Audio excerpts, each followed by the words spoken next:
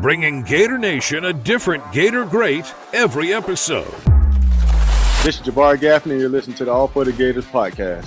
Hey, I'm Rita Anthony. This is Kewan Ratliff. Hey, I'm Carlos Alvarez. This is Jeff Dempsey. This is Ricky the Rocket Nattiel. This is Brandon James. This is Cedric Faison, a.k.a. C4. This is Taylor Jacobs. Go Gators. This is University of Florida Gator great Lewis Oliver. Lock us in, guys. Hey, I'm Earl Everett. You're not a Gator, you're Gator bait. Only Gators get out alive. Hello, this is Eric Ritt. Go Gators. Hi, this is Ernest Graham. This is Chris Doring. This is Jaden Ball. Hey, this is Trace Armstrong. This is Brad Culpepper, and you're listening to the best podcast on the air. Hey, guys, this is Jarvis Moss. Go Gators. You're either all for the Gators or you're not. You're rocking with Lito Shepherd, and we're all for the Gators podcast, man. Top notch. And now, your Gator alumni hosts, John, Andy, and Sid. Come on, give me a break. Coming in hot. One break coming up. Oh, wait, wrong show. No. I had an idea. Uh-oh. See, here it is. I told you. I knew there was something. Smelled something. So when we record these episodes, we do it we want to make them evergreen, right? So it could air anytime. It's not time specific to an event or day, so that they don't sound outdated if somebody listens to it, months from now, a year from now. But you got to talk about the Gators basketball team. You got to talk about March Madness, right? So I have an idea. Okay. Sid, you're our basketball expert. You're our guru. I do love Gator hoops. I do. Okay. So this is what I plan to do. Not really a plan. It was just an idea, and I'm going to let you roll with it. We'll do 2 takes. How about that? 2 takes? I don't know when this show's going to air. Okay, so we're going to do one as if we lost a heartbreaker and one as if we're champions? Yes. Oh, my goodness. Yes. Okay. But we'll do one that they won and one that they lost. And then that way we're covered. Okay. Gators win. Gators win! Unbelievable! So exciting! It's like Noah and Horford back all over again. It's feeling good, but it's a lot of joy on Billy Donovan court back in Gainesville. This is a wonderful, wonderful championship, adding to the championship glory. Love it. Walter Clayton Jr., one of the best all-time college shooters. We got a whole stable of big boys in there. Very, very excited about this Gator championship team. I can't believe that we came out early, we got the lead, and then we gave it up, and we struggled all game, and then we come back in the last few minutes, and we win by 12. Can you believe it? Coach Golden got the golden touch. Love it. Championship.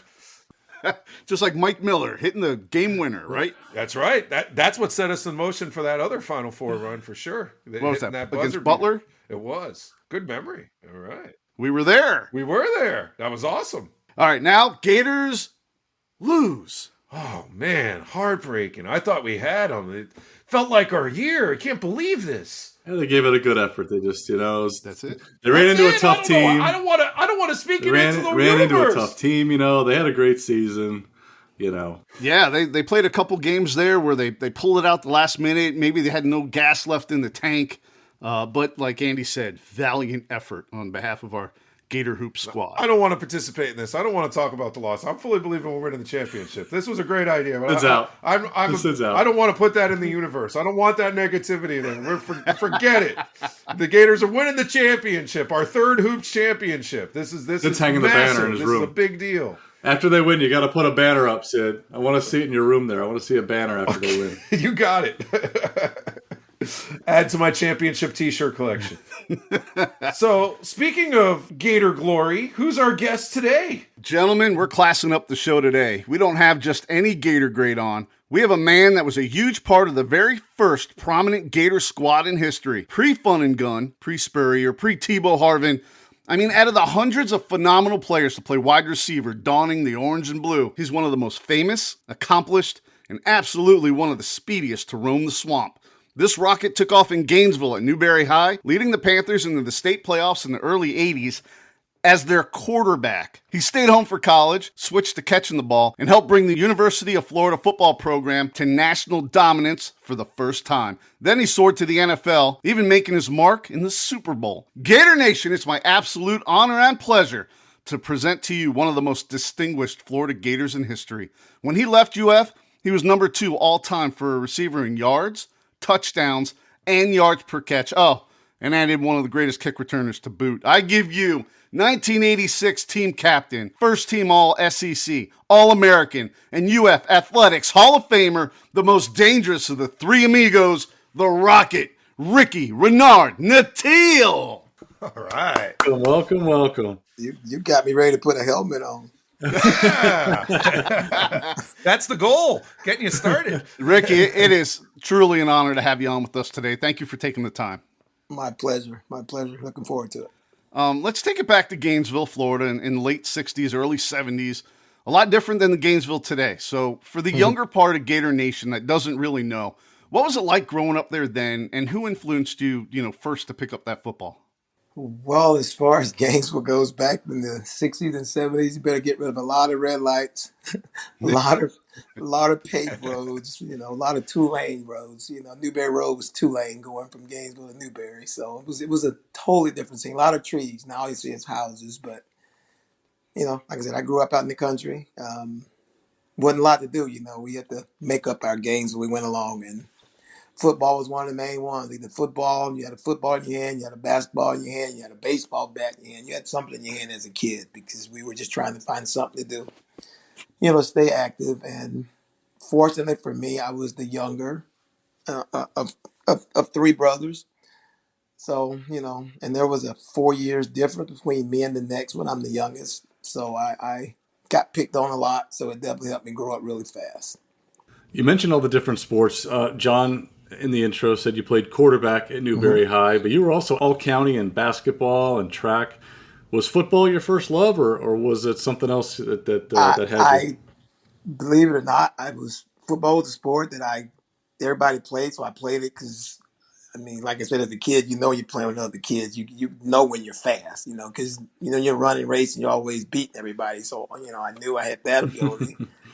And like I said, I had other brothers that played all those sports. So, I had to get out in the yard and play with them. But my favorite love was, was basketball, believe it or not. But, I was obviously too short for basketball. I loved it. At Newberry High School, I think I averaged like 26 points a game. But, where can a 5'7", 5'8" guard play back in the 80s, so that wasn't going to happen. I love baseball. I was actually drafted out of high school by the Pirates out of high school for baseball. But again, there's so many levels to that just to try to get to the top. There's farm leagues, and I don't know how many single A, double A. There's no telling where you'd end up on that route. And, I was, like I said, I played quarterback, and that was not my choice. Like I said, back then we were a running team. We had a running back named Keith Ross, who was a year ahead of me, that Florida recruited. Mike Shanahan was his recruiter. He was offensive coordinator at the time. And Keith actually committed to Florida to play football, but he was a really good baseball player as well. There were times like he was faster than I was. He was the only guy through my whole high school career that I could not run. And every time we run the 100, he's going to be first, going to be second, no matter what event. 200, same thing. We were state champs in the 4x1 relay, so we were really fast. But he was a really good baseball player as well, like I said. So he got drafted by the Phillies out of high school, but he chose to go the baseball route. So he ended up not going to the University of Florida. So he played baseball for 4 or 5 years. But the funny part is he wanted to play football again. And at the time, the SEC had the rule where if you play a professional sport, you can't play in the SEC. You guys probably aware of that. So at the time, Florida State was an independent. And he went to Florida State to play football. So my senior year was his freshman year. So I was kind of cool getting to play against him for once. This is the first time we ever been on opposite sides. But like I said, so I was a quarterback, he was a running back. So, it's either him running it, we ran a pair options. So I'm either going to read it, ride the fullback up the hole, I'm going to pull it, he and I around the corner. So, we could, because I could not throw the ball literally 10 yards down the field. I had no ability to pass the ball at all. No. But, we're going to rush for 300 yards a night between the two of us. There's just, it just couldn't stop us, with the options. So I just came, really, really good at running option, get the ball in my hand. So obviously when he was being recruited by Shanahan, didn't even know I existed. So, for those kids out there, actually when I did some coaching as well, when I was down at Trinity Catholic, I used to always tell these kids, I didn't get my start because they were looking at me. They came to see someone else. But in the process, they saw me. He was not recruiting me. He was recruiting Keith Ross. But when he's coming to practice, he's seeing this kid out there, quarterback, running around, doing some crazy things with the football on Friday nights. And obviously, as they say, the rest is history. So for those kids out there, you never know who's looking. I guess is the moral of the story. They may be looking at someone else, but if they see a diamond in the rough, they're going to probably take a chance. So there's something for the kids to think about when they see those recruiters around. Work hard every day. You just never know. Were you always going to be a Gator, or were there other schools that you were considering? Florida State and Alabama were the two, but funny Florida State story because like I said, growing up, no small town Archer, you obviously would love the chance for your parents to see you play. So obviously, you grew up orange and blue. That goes without saying. If that opportunity is there, you're going to always consider it. But Tallahassee was only 2 hours away. So I and they had a lot of interest.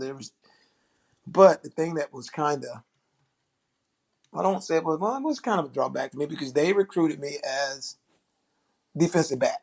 Because they felt like they were solid at receiver, but they needed a defensive back. And like I said, I played corner, I played safety, so I could play the position, but like I said, growing up back then, you preferred in my eyes, receivers and running backs, those were the fun positions, so to speak. But anyway, I take my, so that was the first knock. Second knock, I take my official visit up there. Me and my parents go to Tallahassee on a Friday. We take the tour of school, but then I get back to my hotel room that night, and I get all these hives breaking out on me. I caught chicken pox. No so way. I'm quarantined in my hotel the rest of the weekend. So I think that was the sign. I think that was the sign of I think I'm staying home. So between defensive back, because I kind of took that personal, like, we're solid receivers, kind of like, well, you're not going to give me a look. Would you not even consider it? So that, and then the chicken pox with the icing on the cake. So, if there was ever any chance I was going to go, it was killed on that visit. But yeah, I came at the University of Florida from there. Well, we're glad you didn't go to Florida State, that's for sure. For sure, me too. I'm still sure I would have went to Florida. I think my mind was made up. But at the same time, you never want to close your options. You just never know. You get to campus in 83 and, with the speed that you have, a lot of options. Initially looking at DB, but there was an opportunity for more playing time at the receiving side of the ball. Were you enthusiastic and embracing the change of position and learning the routes, or were you just excited to have a chance to get on the field? What do you remember about that and learning the new position as you got to Gainesville? Well, I knew I was going to be a receiver in Florida because that's what Coach Mike Shanahan, he recruited me as a receiver. Quarterback wasn't an option. They wanted me to play receiver. I wanted to play receiver, and that's what I was recruited as. So I knew when I signed that was going to be the position. And like I said, being local, I was familiar with who was there, because I know when I got there my freshman year, Dwayne Dix was a senior, B. Lang was a senior. Those were the older guys there. Wayne Peace was the quarterback. So I was familiar with it, but like I said, I knew I was going to be a receiver. It was me, myself, and Frankie Mill, which is a name you guys are probably familiar with. He was one of we were probably the two top receivers in that 83 class. There were others, but I think we were probably the ones that probably got to the playing field the quickest because back then, believe it or not, they had a JV football squad. So y'all probably know that. We had this they played JV games on Thursday. So if you didn't you had to at least be on the second team. Or you're on the JV team and you're playing on Thursdays and, you're flying on this little raggedy charter plane with Captain Jack where everybody don't know if they're going to make it or not. So my goal was this. I don't want to get on that plane. That was one of the biggest thing in my mind. I just heard horror stories about that plane and those JV games. And I just had to make that second team. That was just my goal from day one. Just get on the second team. Like I said, I worked my butt off. And I made it the second team behind Dwayne Dixon. And it was, nice. And I actually got to start my freshman year against Vanderbilt because Dwayne Dixon got hurt. And back then in the 80s, with Charlie Pell, it was unheard of for a freshman to start. It was just unheard of. Rarely did they make the second team. So that I was off to a good start, knowing that I made Mm-hmm. the second team. So, like I said, I knew the position was going to be open the next year. With Dixon being a senior, with B Lang being a senior. You mentioned Wayne Peace, your quarterback, Mm-hmm. senior, coming off a solid 8-4 season before. Mm-hmm. Did he help you along? Being a freshman receiver, filling a pretty big role. Actually, once at first, a freshman, like I said, they don't see us, But in the off season, like I said, when they start seeing us run routes against, the Vito McKeevers of the world, or Ricky Even, there was some veteran DBs out there, but they see these freshmen coming in. Myself, Frankie Neal, we were coming in, not backing down. We were talking trash. We just weren't intimidated, and I think eventually, Wayne started to notice that. And obviously, because once I made the second team, then I was, I think you realize, okay, these guys are serious. And from that point, the thing changed. Then they started to work with you a little more. They started to look for you a little more, trying to throw you the ball a little more because they realized, hey, these guys are freshmen, but they could possibly be the real deal here. You got in all 11 games as a freshman, and you mentioned Dwayne Dixon getting injured. Were you ready to be a starter at that point? And did Dwayne or anybody of the upperclassmen receivers take you under their wing? Dwayne Dixon was an unbelievable friend and leader. He was actually my roommate on the road. They put me with him. Once I became his backup, we actually roomed together when we traveled for the road games. And we're still good friends today. I just spoke with Dwayne about 2 or 3 weeks ago because he's trying to get these highlights. Because one thing that I don't have, and I wish I did, were some more highlights when I played. Because it's one of those things you take for granted. I just don't have any. So he said, "Man, I saw some highlights. I cannot believe how fast you were. I'm going to send you some stuff." So so we're still cool today. But yeah, he was great. We have the talks in the hotel room nights for games, even in practice. I mean, he was. Now, if Dwayne Dixon could run at least if he could just run a 4.4, he probably would have had an extremely long NFL career. He was just, dude didn't drop a ball. He ran the best routes you ever want to see. So I'm just trying to mimic his route running, but I was able to do it with speed. Well, clearly you took from his leadership well. That freshman year, over 300 yards in the season, your first Gator touchdown. Do you remember that touchdown? Who was against? Anything specific about the play you could share with us? I wish if you can help me remember. I don't know. Was it against? I can't remember who it was against. It may have been Vanderbilt. No, that was my first start. I don't think I scored. I don't even remember. Oh, it just shows you had so many touchdowns. It was just hard to distinguish the first. There you go. There it is. Perfect. Well, the Gators go 9-2-1, finished number 6 under Charlie Pell in '83. This was the first Gator football team to finish ranked in the top 10. You guys had a monster defense, and of course that three-headed monster in the backfield: Neil Anderson, John L., and Lorenzo Hampton. What did you learn as a young player watching this team and then contributing to it? I learned that I probably wasn't going to get a lot of balls thrown to me. And when I do get a chance, I better make every opportunity of it.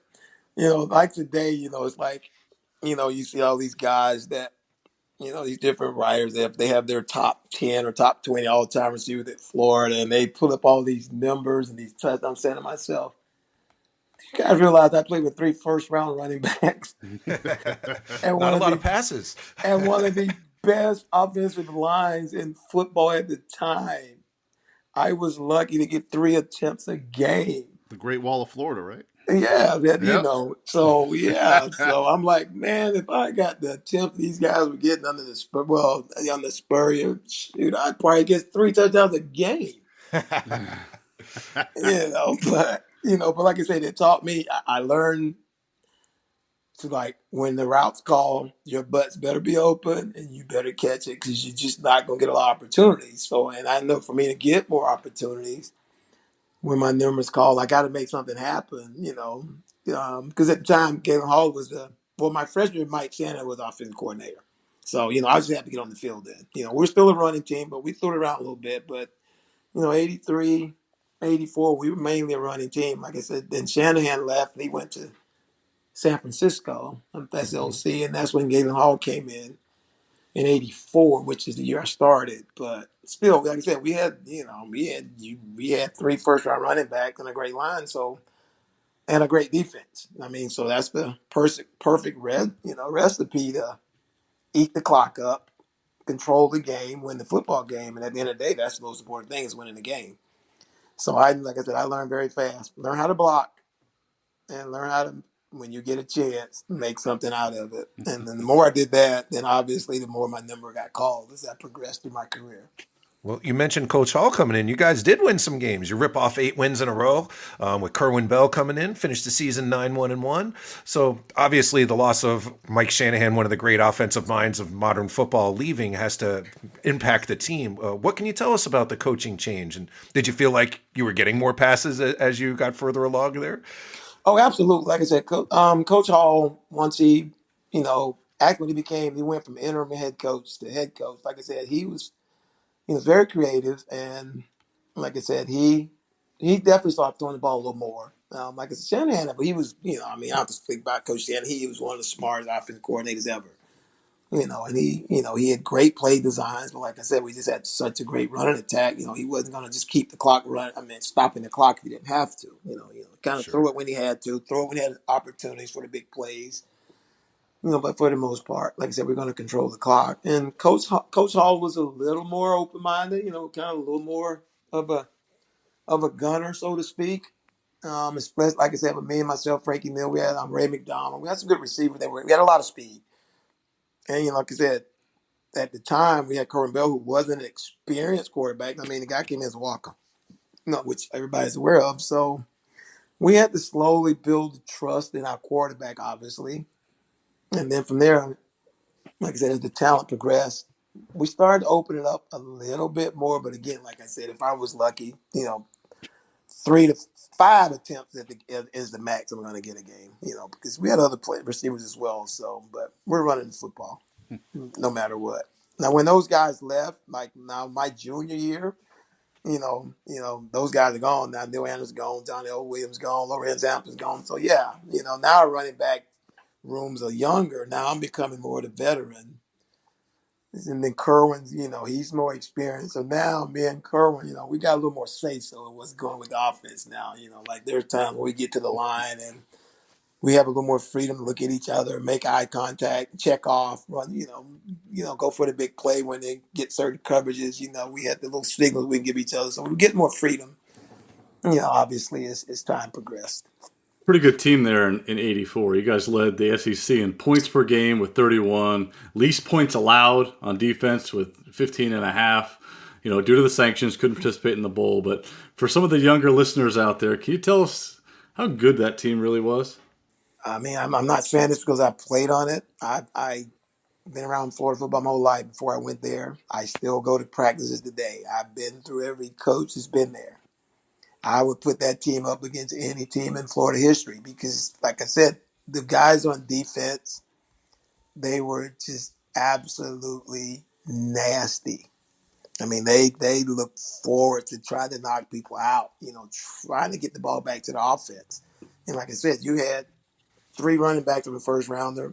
I'm a receiver. I went in the first round. He had Lomas Brown, one of the best offensive linemen ever. Yep. We didn't have any weaknesses. And there was just no doubt in my mind that we would have won the national championship that year. There's just no doubt in my mind. And that's one of those things that you just, obviously it hurts to your stomach, but rules are rules. But I'll tell anybody, they could have done that with any team, then they would have caught some violations. That's sure. Look at it. It's just the way it is today. It's just legal now. Of course, it always went on. There's not a school out there that didn't do it. At the end of the day, it's a business. It always was a business. It's just, unfortunately, I think with Charlie Pell, I think he had a target on him when he came from Clemson. And I think that just kind of followed him to the university. I know it did. It followed him to the University of Florida because, we weren't winning a football game. They weren't worried about us. Yeah. They weren't thinking about us, the Charlie Pell game, like I said, from Clemson. So I think it kind of followed him there. And I think this kind of had an eye on us just because of that. And unfortunately, it caught up with us in 84 because it cost us an SEC championship and a national championship. Well, we actually had the SEC championship. They stripped us, and then we obviously didn't get a chance to go play for the national championship. So that's Right. that's the biggest disappointment of my college football career, because there's just no doubt in my mind that we would have won it. Right. The first true SEC champion Gator team. Even the New York Times and the Sporting News declared you guys the national champions that year. Yes. 23 members of that team drafted into the NFL. Put some respect on that team, right? That was one of the best to ever play. So 40 years later, the university finally acknowledges that team, right? Last year. And I read an article where you said you felt angry for years because of the university's lack of acknowledgement around the stadium, even taking down banners. Is that resentment still there? It is. The fact that they recognize us, this past season, I mean, it's a start, but I still talk to guys. Like I said, some of those guys, I mean, and it's sad to say they hadn't been back to that place until this reunion. I mean, you think about some of the players that's on that team has never been back because of that, because they just felt like they turned their backs on us. So like I said, hey, listen, they can't stop you from putting us up in the stadium. That's, I mean, and maybe I'm missing something. Is it against the rule to put up in the stadium to acknowledge it? I don't think so. I mean, you can acknowledge it. You can make it known. I don't care if you tell the whole story as to why they stripped us. I don't care. But at least it will be known. And the guys that went out on that field and then they, blood, sweat, and tears, I just don't think you just totally turn your back on it. Okay, it never happened. Since they stripped me on probation, it never happened. Yeah, it happened. I mean, I'm telling you, there's guys that have been back until this reunion. It's not that they don't love the school, the university, but we just felt like we didn't exist anymore. And it's hurtful. And then you see all those other guys, like the guys, always on the sideline, the Florida State guys on the sideline, and they're just, cars blind. They're just running around on the sideline. They're high fiving the player. They're having a great time. And I mean, Neil Anderson still lives. I live in Gainesville. I still live in Gainesville. Neil Anderson still lives in Gainesville. That reunion was the first time he set foot on that campus. I don't know how many years. That's a shame. At least it's a start. I don't think much more is going to come up. I just think there was so much pressure put on. We had a few people that really, did a lot of work behind the scenes that, did all of the work really. And by the time they got to the university, it's kind of like, look, man, this thing needs to happen. I think it was just so much attention brought to the point, and then, they decided to finally do something, during one of the games. And for me, I hadn't seen any of those guys since we left. So it was a great reunion. Will it die there? I hope not. But if I were a betting man, I would definitely keep my money in my pocket. Well, listen, on this show, we're going to do everything we can to remind Gator Nation, to educate Gator Nation on everything that happened before Spurrier, because a lot of things happened that were really good in the football program because of you and your teammates, and it just shouldn't be forgotten. So. Yeah, and that's another thing that upset me when you said that, because Coach Spurrier really told people that football started in the 90s when he got there. That's when we start winning. He really told people that and had them believe in that. And I'm like, you have got to be kidding me. They really act like we didn't exist. Let's get Neil Anderson on this program. Let's talk about it. Let's educate Gator Nation. Put the spotlight on it. Yeah. But again, like I said, a lot of guys who out there love the Lorenzo Hamptons of the world. I mean, these guys, I think, I know Lorenzo Hampton, I think, is the guy that would probably come on the show. John L. Williams is a little more open now since the reunion. That's another guy that I think may be willing to. And I think if more of those guys start, I think that opens the door for more that may be open to it. Well, we'd love to talk to all of them. Tell your friends how much fun you're having here with us so they can join the party. When I see Neil, I'll let him know. Well, maybe Ricky Nattiel's opening the door for that team. Hopefully we can get some more of those guys on. Somebody's got to start. So we got to start somewhere.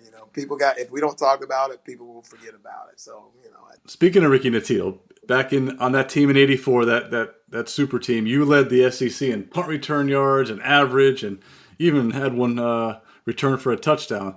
Now, one of the things we've asked a bunch of players that we've had on, Riedel, Bo Carroll, Lito, Brandon James, it's the mentality that it takes to enjoy and succeed as a kick returner. How did you feel about returning kicks? Kick returning, I had no issue with because, you got plenty of time to catch the ball and know where people are at. So kick returning, I prefer that over punt returning because, like I said, you got time to get the ball, look around, guys got certain blocks. They got time to get their blocks. But punt returning, that's a whole nother animal, So to lead the nation in punt return 84 was, that was truly an honor because, the hardest part about that is you got to look up in the air while people are coming down to take you out. Yeah. And your one job is to make sure you catch it because, that's, you drop it, you're probably not going to get it back. It's probably going to be a turnover, so. And like I said, fortunate for me, I had some guys that were, Pat Miller was a special team captain, and he would get on guys' butt because he knew we had a chance. If I get a chance to catch it, he felt like, if we just give him a chance, he can make something happen, So he would be in the captain, he would get on other guys, hold your blocks and give me a little time, hold the blocks a little longer. So it wasn't just me. I had some, 10 other guys out there that was busting their butt, to give me a chance to catch the football. Like I said, punt return. I did lead the nation that year, but punt returning is it's fun, it's exciting, but it's very dangerous. It takes a. Not for the faint of heart. It's not for the faint of heart. That's exactly right. And kickoff return is that. The only thing about kickoff return, you just got a better chance to protect yourself. Like I said, you got obviously, a lot more time to catch the football and make something happen. But like I said, punt return. By the time you catch it, somebody's gonna be right in your face every time. So it takes a lot of nerve, but it's one of those things that if you could, it can change the football game. Obviously, that's why they said special teams. It can, Sure. Field position. That was my mind. Catch it first.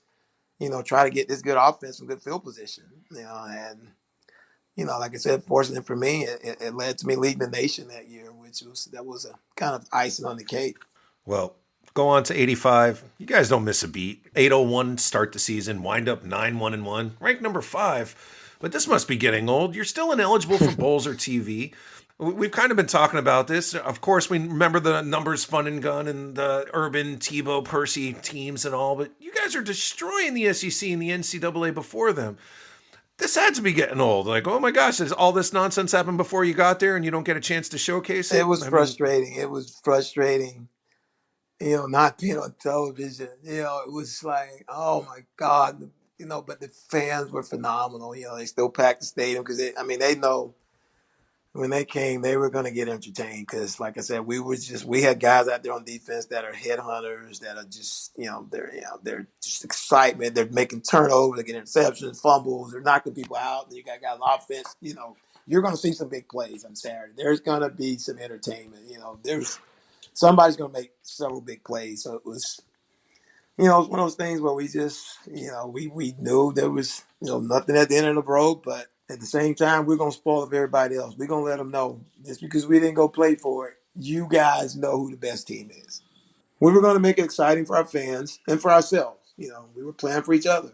That's, and that was kind of one of the advantages of living in the dorm together back then. We all lived in the stadium in Yon Hall, so it was a fraternity. If there was such a thing as a fraternity back then, that was it. We lived in the stadium, so everything was there together. Every day we ate together. We worked out together. We did everything together. We were a fraternity. We were literally a fraternity, and we went out there and we just played hard for each other because that's all we had left.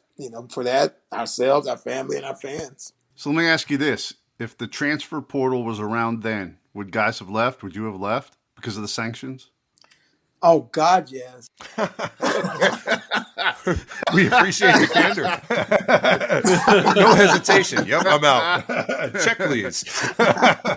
No, I think, there's no question. That goes without saying. That would have, I don't even know if they had enough to fill the team. Well, they probably would have, but it would have been a lot of backers. A lot of backers would have had an opportunity to play because, how do you not?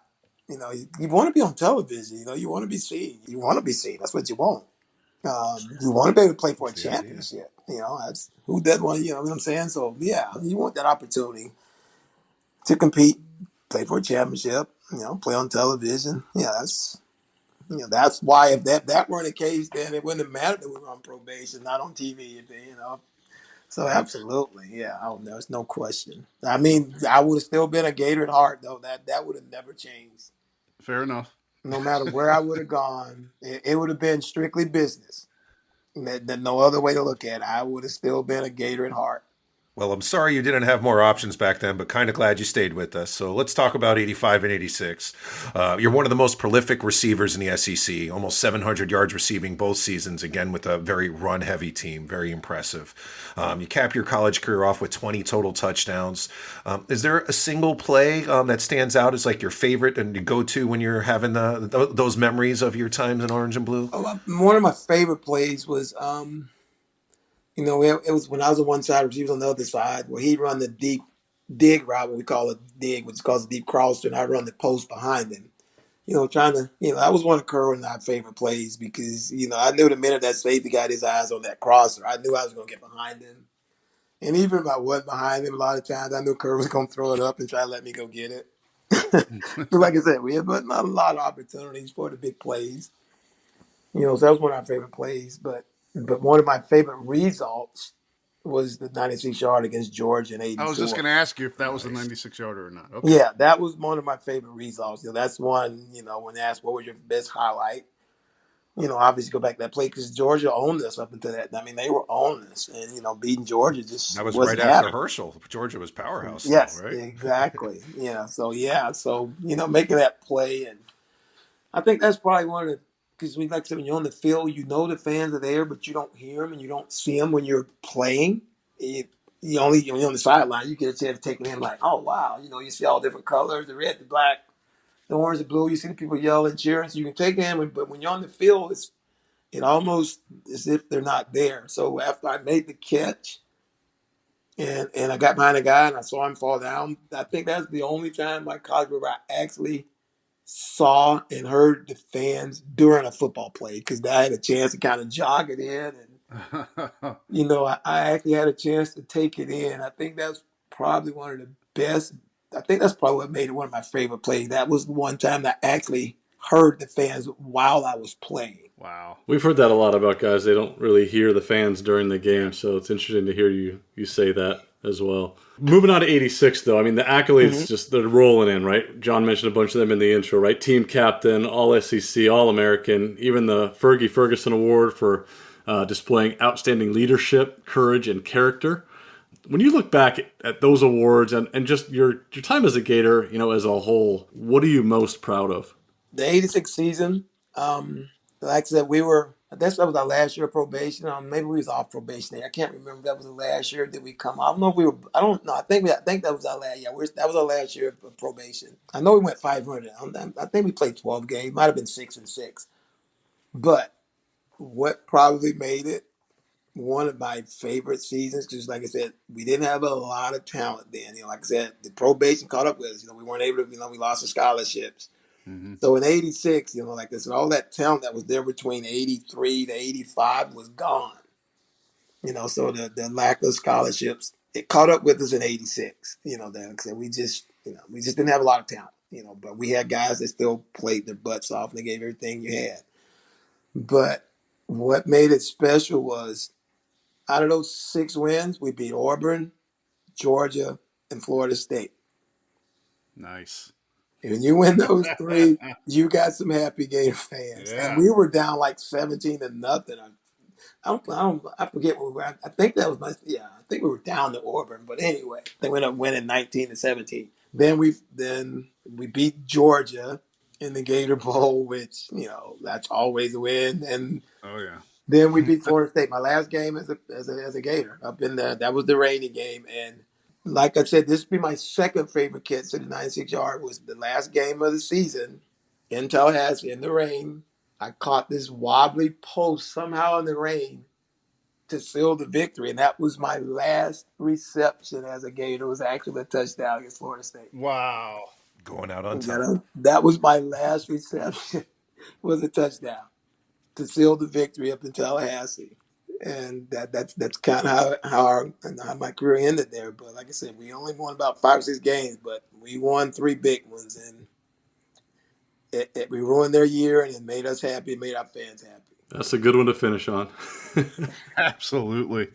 Well, after your tremendous career, you're inducted into the University of Florida Athletics Hall of Fame in 1998. What does being immortalized as a Gator in there mean to you today? Oh God, like I said, that's that's one of my favorite rewards because I grew up, like I said, I grew up 9-10 miles outside of town. Listening to the Gators on radio, having bleeding orange and blue in my blood, and didn't even know I was going to be a part of it someday. Then they actually get the opportunity, and they make the best of it, and then end up in the Gator Hall of Fame. Something that you can't take from me. Probation, no nothing. That's something that your peers recognize. You're gonna be there forever. It's like the statues out front, the Heisman, and all that good stuff. That Gator Hall of Fame, that's for life. Yes, sir. That's for life, and that's one of my greatest memories. I've always been a Gator Hall of Famer because there's a lot of talent coming through there. So to be recognized with some of those guys it's a blessing. Absolutely. And the NFL recognized that talent too, because the 87 NFL draft, Coach Dan Reeves and the Denver Broncos, they take you in the first round, 27th pick overall. Was that about where you figured you'd go, or was there a team that you thought might grab you a little earlier? I wasn't even sure. Like I said, you hear the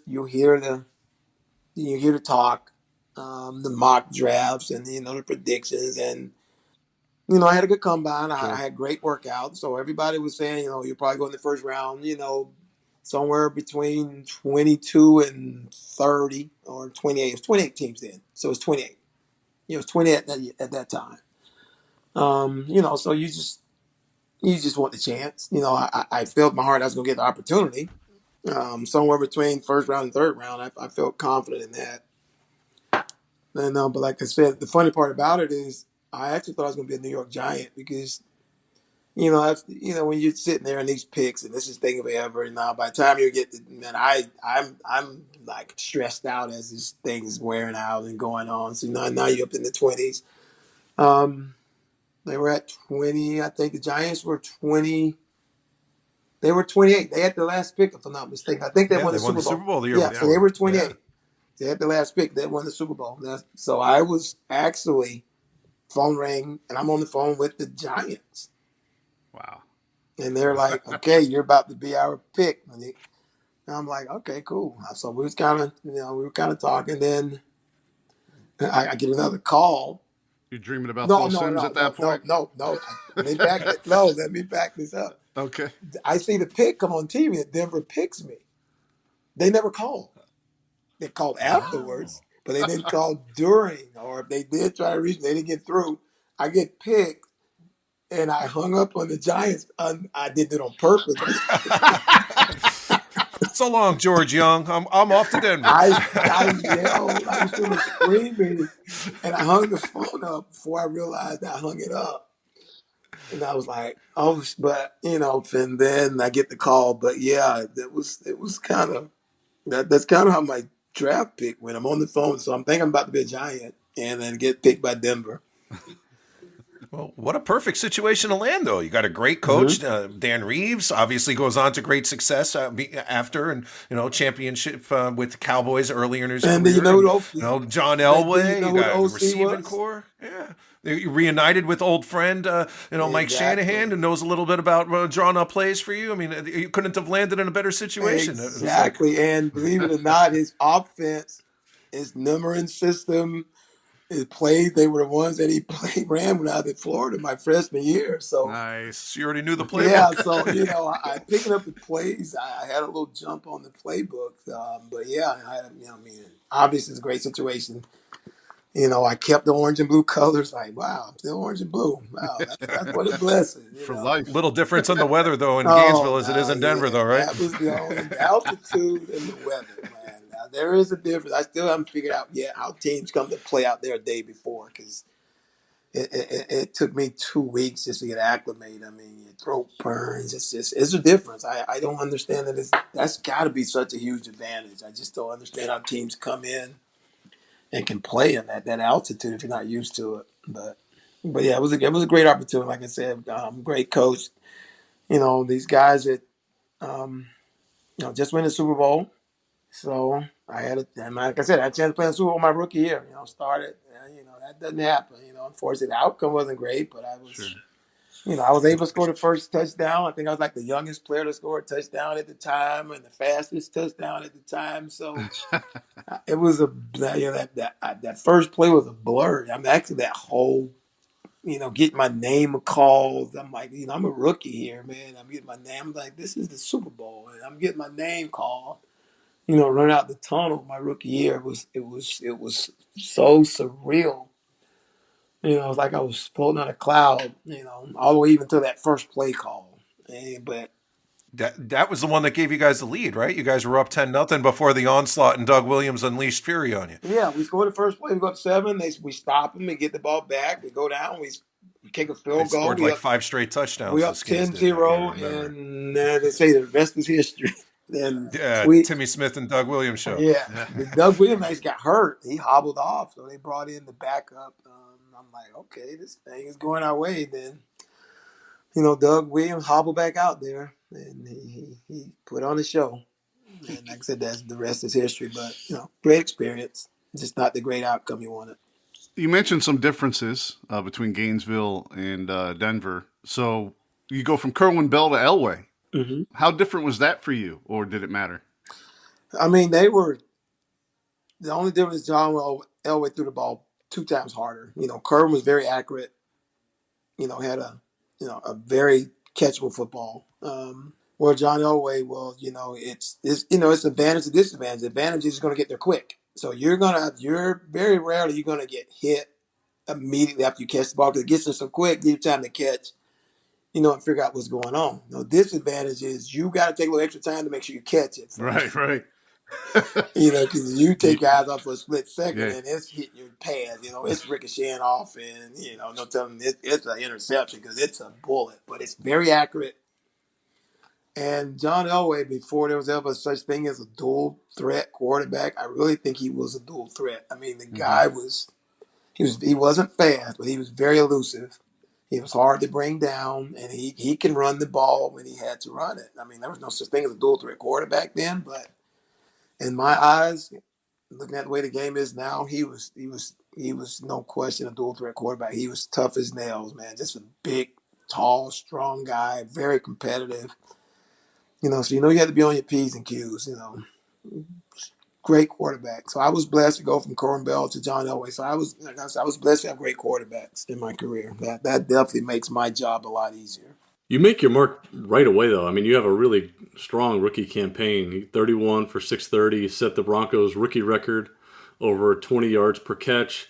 Added a couple touchdowns to your stat line. You're selected to the NFL Writers All-Rookie team. Are you living your dream at that point, or what? Oh yeah, like I said, it was. Like I said, come to March in Florida, man. This doesn't happen around here. I was probably one of the first guys from this area at the time to probably, have a chance to play professional football, let alone start playing the Super Bowl. So it was, it was beyond my dream. It was a blast. It was still a blur, but it was a blast because it was, all the hard work it was starting to pay off. I was starting to see it pay off, and like I said, it was just a lot of fun, man. It was some of these times I just sit back and kind of think about it because you don't think about it while you're in the moment, but it's called NFL for a reason, not for long. It's here and it's gone. Right. But it was a blast, and it was fun. Like I said, I had a great city. Those Denver fans like the Gator fans. I mean, they love their football team. You can't do no wrong in their eyes. Win, lose, draw, they're going to pack it out, just like here. And they're going to scream and yell their butts off for you. And they're going to support you. So that definitely, made you want to, play that much harder. Because, you play for yourself, you play for your teammate, but, man, you play for those fans as well, man, because they love their team. Well, I got questions for you, NFL stuff here. You go to the Super Bowl 2 out of your first 3 years. You had some really awesome games in the playoffs, getting through teams like Cleveland along the way. But I got to ask you about that second Super Bowl. As a long-suffering Jet fan, when the Jets were eliminated, I was a Joe Montana guy. And you, I'm sure it probably wasn't too enjoyable at the time, but Joe Montana put up a 50-burger on you guys in the Super Bowl. And obviously Elway's your guy, but can you tell us what the hell it's like seeing Joe Montana to Jerry Rice scoreboard like that? I mean, just as a football player, just to see that to excellence, like what do you remember about that? That game was that was far worse than the Washington game, and one of the reasons was I actually had a cracked kneecap that game. Oh, actually, I had a cracked kneecap probably. Oh, I don't know, midway through the season. I just didn't know it. I had this injury where, like my knees bother me. I keep getting it checked. They keep, never do x-rays. They think it's tendonitis, basically, make a long story short. They said it's probably tendonitis because I was telling the type of pain it was. So I was just getting treatment all the time for tendonitis. Okay, they're treated, ice and stem, all that good stuff, heat, all that good stuff. And it feels better. But at the same time, I know when I'm running routes, I can accelerate, but I couldn't decelerate. So I stopped playing, because that's, you play when you're hurt, not when you're injured, that mentality back then. So I'm playing when I'm hurt, but it still wasn't getting any better. So I finally said, look, man, this thing didn't get any better. So they finally do an x-ray. They find out it's cracked. So we're towards the end of the season. It's like, well, we'd rather just wait till the season's over, just keep toughing it out. And we'll do the surgery in the off season. So I'm all wrapped up for the game, and I got this little knee sleeve on. And so I'm not 100%. I didn't play a lot. I did what I could. So I got a ringside seat of this Montana to Rice and John Williams, I think the other guy, and John Taylor. Oh, yeah. John Taylor, yeah. Oh my God, it was painful to watch because, they were scoring at will. And, as a receiver looking at Jerry Rice now, I'm like, oh, man, I wish that was the Three Amigos. Like, the Three Amigos were, and were we weren't there. We weren't there. It was a blowout. It was miserable. It was, like I said, it was rewarding getting there, because it's hard to get there. There's no question. But when you get there, you don't want to. It's one thing to lose, but you don't want to get embarrassed. You got through a lot of good teams to get there. It's not yeah. We did. We were a good team, but at that time, man, the 49ers were. They were the Kansas City Chiefs for the era at the time. Absolutely. They were solid. They didn't miss. They were clicking on all cylinders at the time. So they were always, the team in the NFC that you're probably going to have to beat for the Super Bowl championship. And like I said, it was tough, but at the same time, it was still rewarding just to get there, just to, be able to play in the game again, even though the result's not what you want. There's a lot of people that would love the opportunity to play in the game. So you still got to, take what it's worth. It still was a blessing, even though, like I said, they didn't get the result they want, but it was still a blessing that played in 2 Super Bowls. Bad results, but I still was there. And a lot of people can't say that. For sure. Very true. Well, you mentioned the Three Amigos, so we got to bring them up. Vance Johnson, Mark Jackson, and yourself. Tell us about your relationship with those guys. And something I always thought, just as a football fan, Michael Young was there too a lot of those years. How come you guys left him out? We were Three Amigos and the one Bandino, I think is what we call it. we gave him the name. Okay, fair enough. Yeah, because I think he came over from the Rams. I think when they traded for him. I think he came from the Rams, if I'm not mistaken. Yeah, I'm almost positive. Yeah, we definitely gave Mike a name. Yeah, but great relationship with those guys. Like I said, they were there. I think Vance got there first, then Mark, then myself. So I was the youngest of the bunch. But we're all the similar stature as far as size. I was probably the fastest. Vance actually went track in college, so he was fast as well. And then Mark was more of a possession type guy. So, but like I said, we had, similar in stature. Our personalities were a lot different, which I think another thing that kind of made us connect. We all had our own little ways, but, we became great friends, off the field as much as on the field, which is kind of what made it even that much more special. I'm not even sure how the name started, kind of like I'm not sure how Rick the Rocket started. It started in college, so it was a broadcaster, sports writer. Somebody came up with it and it stuck. Kind of like the Three Amigos. Somebody came up with it and it stuck. And when it stuck, we kind of ran with it. It kind of fit us. It was a lot of fun. Like I said, on and off the field. So we talked about the 2 Super Bowls you were in at the time. John Elway had the rep as the guy who couldn't win the big game. And if we could just take a second to rib our good friend Andy. John got that redemption a few years later, and if I recall, he played against the Packers, which our co-host Andy here is a team owner of. Oh, yeah. All right. I worked with Andy at the time at Subway, and I volunteered to work so Andy could be home to see his favorite team play in the Super Bowl, something I've personally never experienced. That's a different conversation. Actually, yeah, we were at UF, right? So Andy's brother went to FSU. He came down for the game. He was His a Broncos brother fan. Is an avid Broncos fan. So Andy, you were taping it on VHS. He was supposed to be taping it so I could see it after work because I gave up the shift so he could watch it, and I never got to see that game. People may not. Some of our younger Gator Nation listeners might even not know what a VHS is, but that's a VCR tape. Andy, what happened to that tape? He burned it. It's burned. I have no recollection. By the time I got off my shift, the game was over and there was no tape to be seen. I know what happened. I remember. Recorded. No, that's it not never true. recorded. That is not true. Ricky, what happened to this tape was about 3/4 of the way through that game, Andy's brother was relentless on Andy.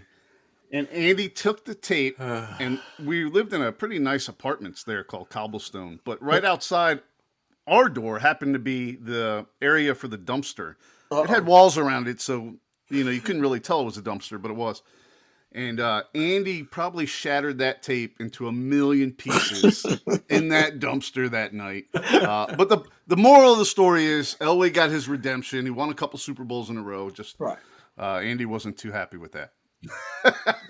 All right. Never got it deserved. Let's get back to Ricky. I'm really happy for him. He definitely deserved it. Everybody was rooting for him by the end there, wanted to send him off. So even non-Broncos fans were on that wagon then. So yes. that was nice to see as a football fan. Yeah, absolutely. He had a long, very good career, and that was the only thing missing. So listen, after you hung up the cleats, you got into coaching for a bit. You got into the business world. What's going on these days with Ricky Nattiel? Yeah, I did medical device sales for the last 14 years. I just got out of it back at the end of last year. I was working for a company called Baxter Healthcare. I was doing hemostasis products, so I was mainly in the OR, and that's mainly my products were used. So I was kind of I was kind of an ambulance chaser growing up. So I was always curious what went on in those ORs, and I finally got to live it out and see it in real life. But it was a very interesting career. Because I did that for about 14 years. I did a lot of stuff. Like I said, I coached for a long time. Then I got out of the coaching, and I kind of just got out of everything for a little while. Just started to take a little break. It's kind of where I'm at now. Just trying to see what my next move is. But I just decided, I've been going at it. I turned, 59 this year. So I'm just kind of sitting back, trying to see what my next move is going to be. I never really had time to sit back and just enjoyed life for a little while, so to speak. So that's kind of where I'm at right now. Has Florida ever contacted you about any kind of coaching role with them or mentor role? That's never happened. Wow. That was even if it's something in the community, that's something that I would gladly do. Like I said, I have a lot of connections to the community. I'm obviously very familiar with the position receiver, but not just that. I just have a lot of knowledge of the game, on and off the field. I know these kids are different now. I know things are different now, but at the same time, some of that old school knowledge still can go a long ways. Because like I said, I can see a lot of stuff that's happening now before it ever happens. If that makes any sense. So it can, I know I can be an asset. But if that door ever opens, that's definitely one that I would walk in, because like I said, at the time, I'm just trying to figure out my next move. I enjoyed coaching the high schools. Kerwin Bell and I started that program at Trinity Catholic from scratch. Right. Yeah, and you see what they are today. So I enjoy working with the kids. They're different, but they're still fun to work with. And that's part of the challenge now, especially with this NIL stuff. So I think it'll be a very fun, interesting challenge, so to speak.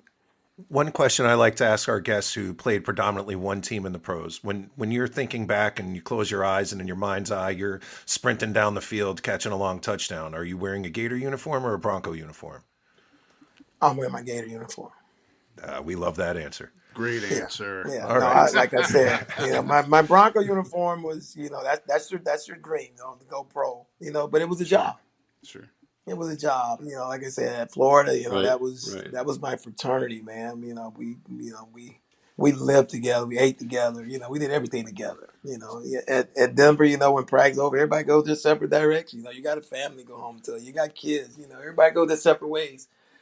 But at Florida, you got relationships for life, man. And like I said, I go to softball games. I watch, on my phone to see what the baseball team's doing. But yeah, I follow all of them. I'm just a diehard. So you mentioned the fraternity then. So let's talk about that. There's been so many amazing Gator receivers since you've played. Were there any in particular that you enjoyed watching more than others, and anyone that kind of reminded you of yourself?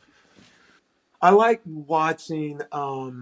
Ike Hilliard was pretty special dude to watch. Yeah, he was. Those receivers during that time, the real Anthony's, they were entertaining. I like the entertainment.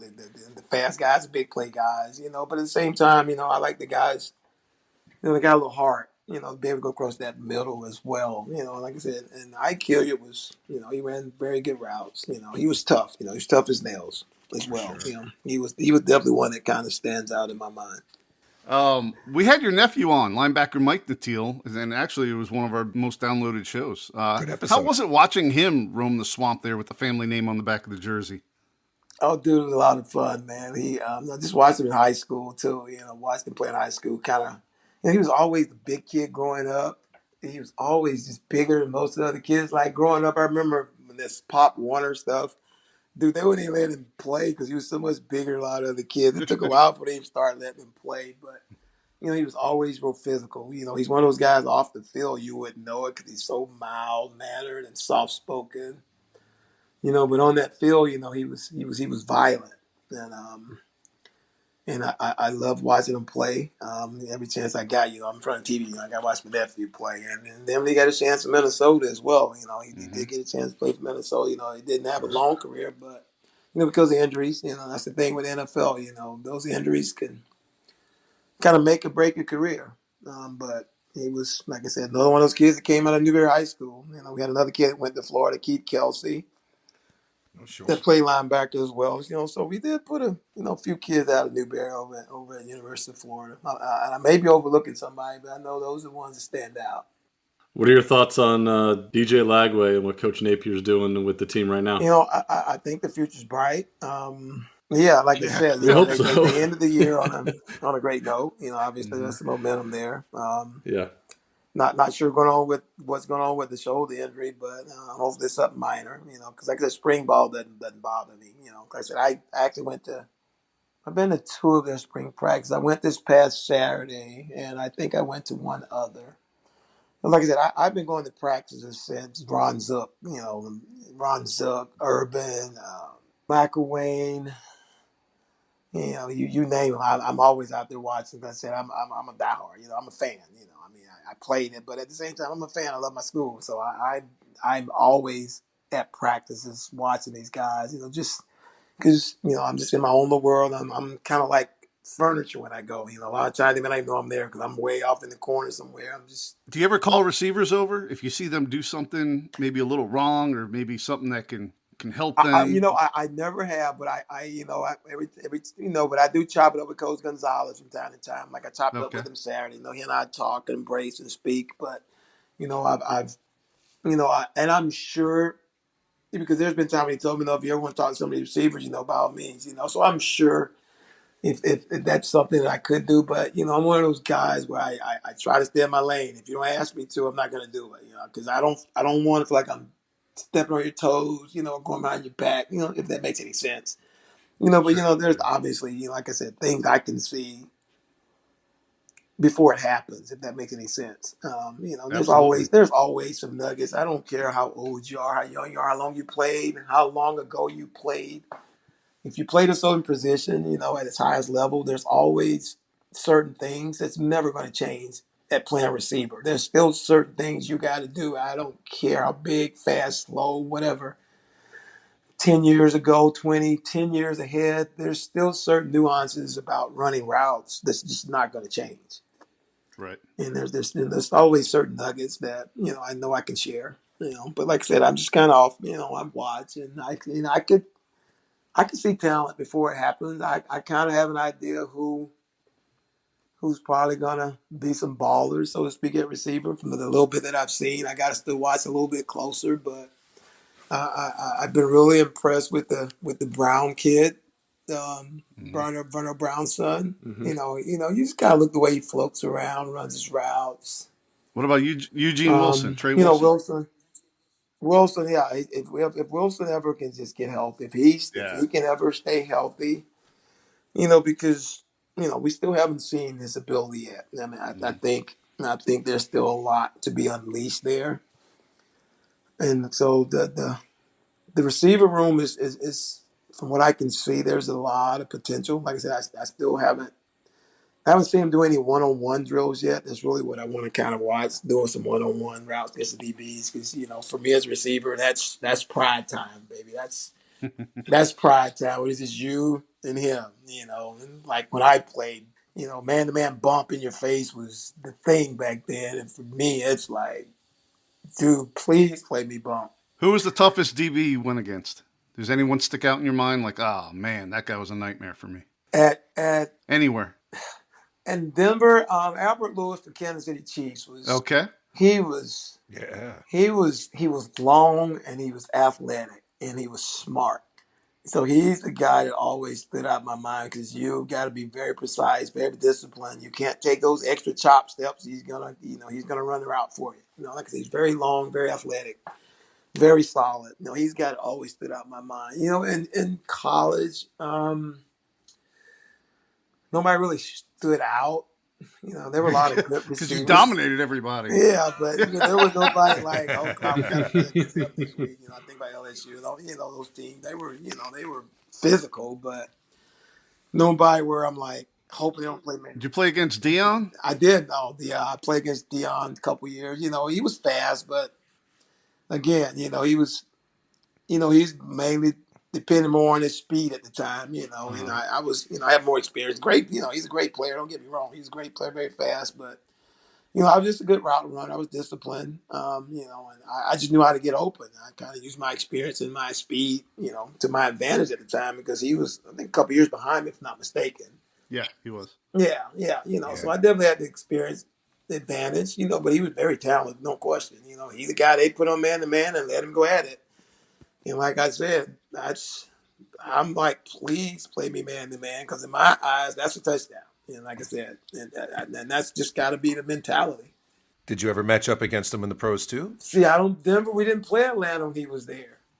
So, no, never matched up with him in the pros. You did have Darrell Green, though, when you were in the Super Bowl, another speedster. Yeah, I forgot about him. Isaiah Lewis, he's the other one. That was the other guy. He was just very smart, and obviously he was one of the fast men. He won fast man in the NFL contest. So played till he was 40. He definitely knew what he was doing. He was fast. It wasn't big, so you weren't worried about him knocking you out, but you got to worry about him running the route for you and picking the ball off. But he's not a guy that's gonna take your head off. But you definitely know what you were doing to get open. All right, Ricky, it's been an absolute honor. We usually end the show with a bit, and we're going to do you or trivia. Are you ready? Go for it. All right, I'm going to give you a stat. You got to tell me who had a better stat, you or the person I mentioned, okay? Me, okay. All right, who had more total touchdowns as a Gator, you or College Football Hall of Famer Carlos Alvarez? Me. You did. You had 20. The Cuban Comet had 19 total touchdowns. Good job. All right. Number 2. Who had more total receiving yards as a Gator? You or Wes Chandler, who had the highest yards per catch in UF history with 21.3? Me. You did. You had 2,086. Wes had 19. You're good at this. 3. All right, here we go. Number 3. Who had a higher yards per catch for their Gator career? You or UF Hall of Famer and national champ Riedel Anthony? I think Rito had that one. You're right. Riedel had 18.0 in the fun and gun. Mm-hmm. You had 17.8 with the three-headed monster in the backfield. I was about to say me for everything, but I kind of felt like all right. I felt like Rito had that one. Not by much, though. That's right. Who had more touchdowns in a Super Bowl? You or fellow Gator Chris Collinsworth, who played in a couple with Cincinnati? Trying to think that Chris scored. I'm just going to say me because I'm not sure if he scored. You're right again. You had one, which we talked about earlier, the quickest touchdown in Super Bowl history. Chris had 0. He didn't score in the Super Bowl. Yeah. So good job. You got them all right. 4 for 4. 4 for 4. How about that? No, second time ever, often. I believe. Good job. Ricky the Rocket Nattiel, an absolute honor and pleasure to have the UF Hall of Famer on this show. Thank you. We've been trying to get you on for so long, and I'm so glad we did because we can expose the younger generation of Gator Nation to everything that the blood, sweat, and tears of you and your teammates in the early to mid 80s that really catapulted the University of Florida as a football program, regardless of the sanctions. Look at the scores. Look at how many games you guys won and who you were playing and the scores you were winning by. Really set the bar back before the fun and gun. And people need to know that. And I think we need to get the word out and get more of your teammates on so we can talk about it and educate Gator Nation. Because, I learned a lot myself, I'll be honest with you, in doing research for this show. So thank you so much for taking the time for our program today. Thank you, Ricky. God, thank you guys for having me, man. I'm glad we finally worked it out. It was awesome. And thank you so much. And I'll try to help get those guys on the show because I think it's important. I think we need to help get the word out. Oh, we appreciate that. That's awesome. Thank you. Thank you so much. My pleasure. Can I get a Go Gators? Go Gators. Amazing show, gentlemen.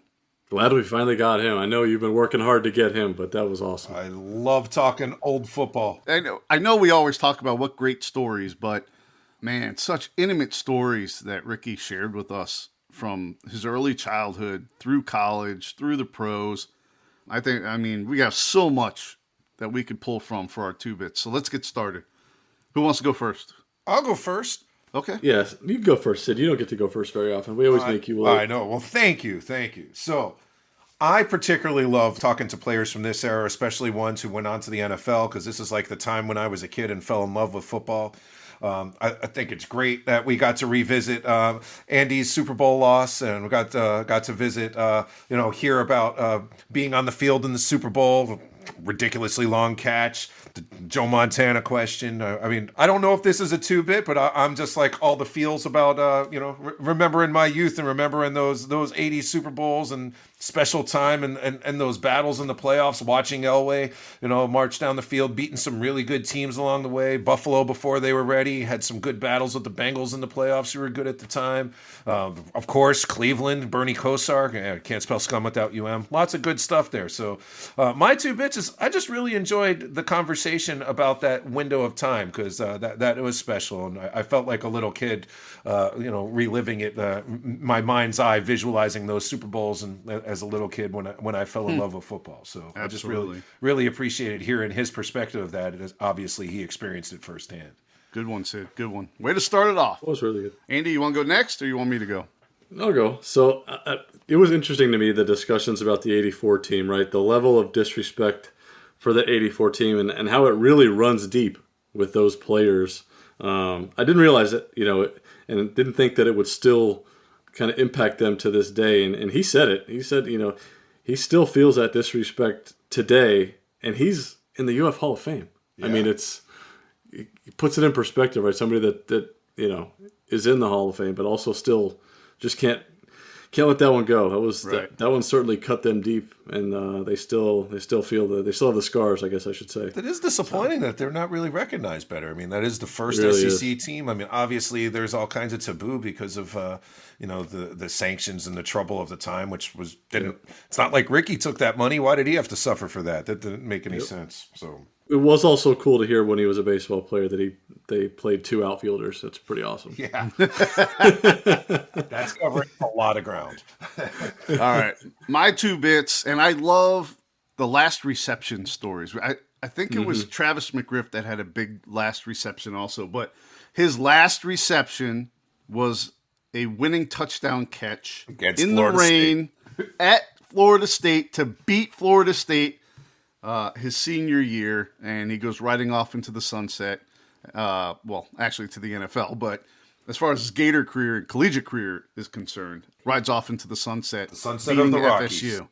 You can't write up a better way to end your college career as a Gator, can you? Yeah. No, that's a hell of a way to finish. That's the right way to finish right there. Yeah. Was that on Dion? Was that on a young Dion, that long touchdown? Well, I guess we don't know. Oh, that's a great question, Sid. I'm going to have to find that video.